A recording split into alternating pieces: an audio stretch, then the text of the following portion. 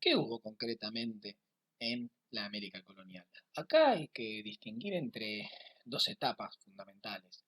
Eh, un primer momento es el de la conquista y un segundo momento el proceso de colonización que dio lugar a, si se quiere, un tercer momento, que es el de la sociedad colonial consolidada, que a través tendría una evolución determinada hasta fines del siglo XVIII, cuando comienza a acelerarse lo que daría lugar a la crisis final.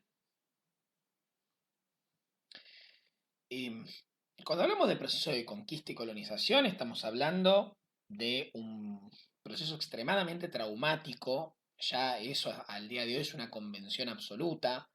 Son muy pocos los que insisten con el antiguo argumento eh, de los beneficios civilizatorios eh, de el encuentro de dos mundos. Ya, aunque bueno, este tipo de de hipótesis están ligadas a esquemas de pensamiento que vuelven una y otra vez. Así que no es de extrañar que en este mismo momento resurjan intelectuales que traten de eh, rehabilitar o resucitar estas interpretaciones. Pero bueno, no importa. No es la nuestra. El proceso de conquista y colonización involucró una violencia generalizada de los conquistadores hacia los indígenas, pero también entre los mismos conquistadores. Hubo lo que algunos autores llaman guerras internas o guerras civiles entre los conquistadores, sobre todo en el espacio peruano.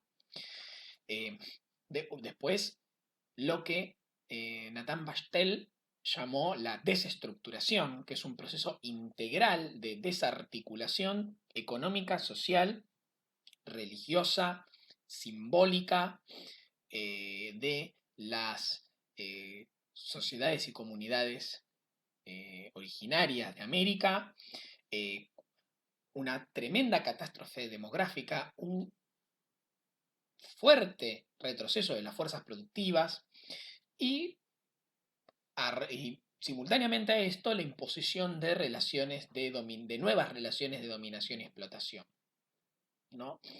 Em, Cuando hablamos de, insisto, de desestructuración, hablamos de la desintegración de las estructuras mentales, políticas y económicas eh, precoloniales, sí, precoloniales, que organizaban y daban cohesión al mundo de los nativos americanos.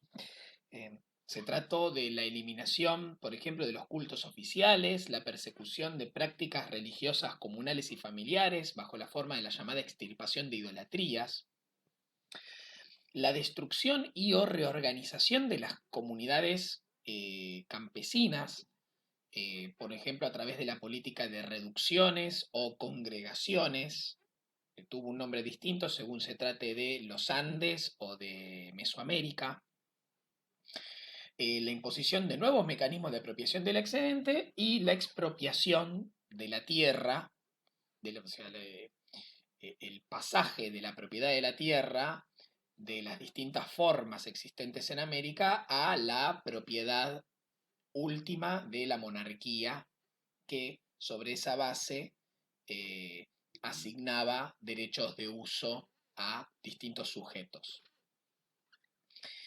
Eh, vale aclarar que el proceso de conquista no fue rápido ni completo, porque, claro, uno lee los manuales y por supuesto, eh, hasta el día de hoy, la visión que te dejan buena parte de los manuales escolares y no tanto, es que la conquista fue un proceso vertiginoso, inmediato y total, como que en 20 años ya estaba resuelta. Bueno, esto no fue así. Eh, Hubo muchos casos en los cuales la resistencia de los nativos demoró el control efectivo de los europeos durante amplios espacios durante décadas. Pasó incluso en la región de los Andes, que fue una región de relativamente rápida conquista y sin embargo hubo espacios de los Andes que no estuvieron bajo dominación efectiva de los españoles en ese caso durante hasta muchas décadas después de la derrota de los incas. Eh, Algunas regiones bajo dominio colonial además experimentaron situaciones de fuerte inestabilidad y conflicto constante, que llegaron a generar importantes crisis de autoridad hasta poco antes del derrumbe del régimen. Esto nuevamente sucede en los Andes, ¿no? Recordemos el ciclo de rebeliones de Tupac Amaru, Tomás Katari y Tupac Katari, entre 1777 y 1782 más o menos. Eh, y por otro lado, no olvidemos que hubo regiones, porque hoy ustedes buscan en internet y van a ver mapas donde el color que identifica las áreas de dominación española y portuguesa, digamos, pintan la totalidad de Sudamérica, digamos, la totalidad de Latinoamérica. Y eso no fue así, de ninguna manera.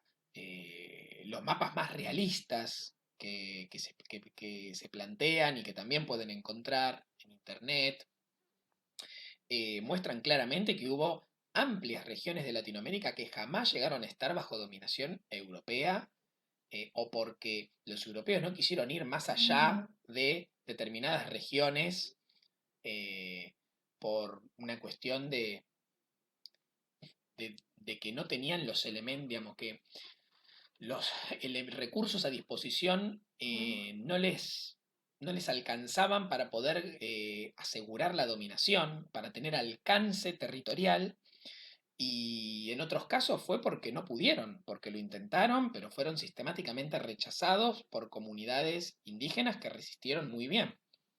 Es el caso de la Patagonia, tanto la actual Patagonia argentina y chilena, que no hubo manera de avanzar, pero no fueron los únicos. Eh, Bien, nuevamente, volviendo. Hablamos de proceso de conquista y colonización, por lo tanto, hay dos, eh,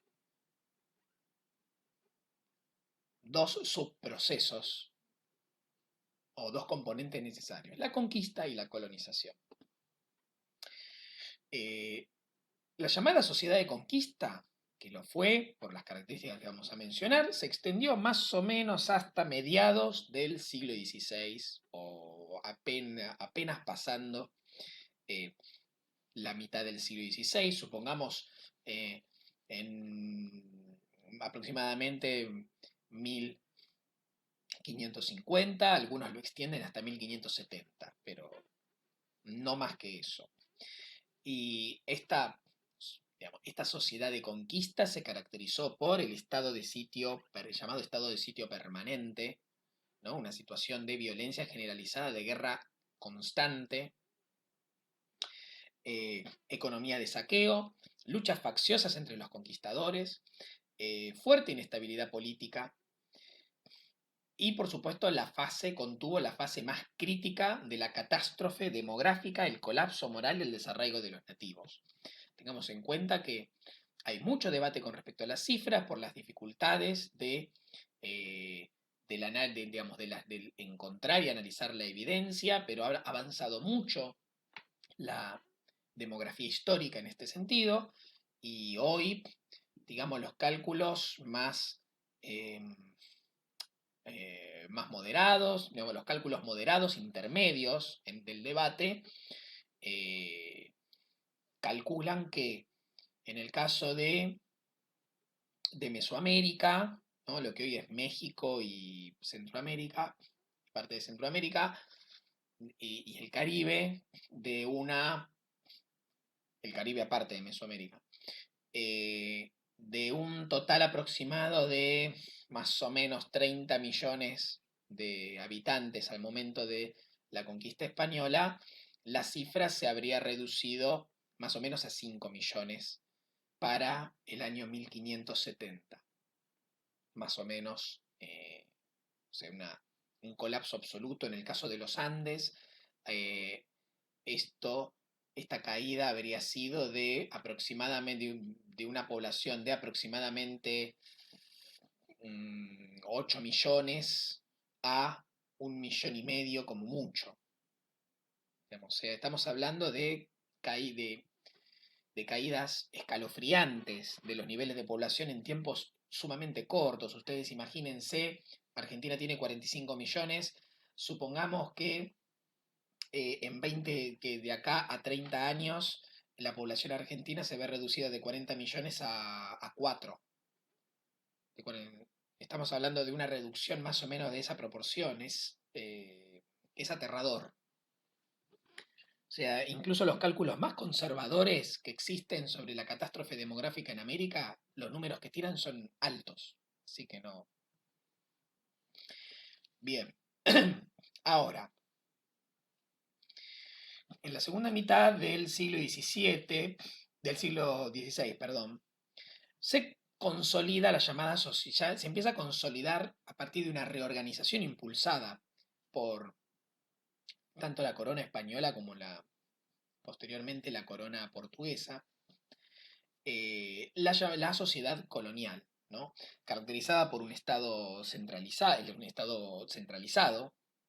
para garantizar la dominación, estructurado en virreinatos, audiencias y cabildos, la consolidación de una serie de grupos mediadores entre el Estado colonial y las comunidades sometidas. Estamos hablando de sacerdotes, los llamados encomenderos en un primer momento, los jefes indígenas, los funcionarios locales, como serían los corregidores.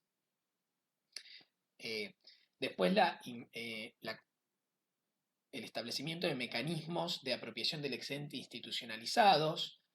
eh, por mencionarnos todos juntos, después vamos a desarrollar la encomienda, la mita, el yanaconazgo, los tributos, el, el pongaje, el repartimiento, el arrendamiento forzoso, el peonaje obligatorio, el reparto de mercancías, e inclusive la esclavitud, aunque es de manera secundaria, por lo menos en el marco del sistema español, ¿no? En el caso portugués es diferente. Todos estos mecanismos, por supuesto, basados en la coacción extraeconómica y, por otro lado, el establecimiento de nuevos sectores productivos dinámicos para el nuevo sistema económico, que va a ser fundamentalmente la producción minera para exportación, la producción agrícola y ganadera para los centros mineros y urbanos y el comercio, que en el caso del comercio exterior era un sistema monopólico. Eh, Acá, bueno, nos toca hacer una pausa y pasar a el análisis pormenorizado de todas las características que acabamos de mencionar.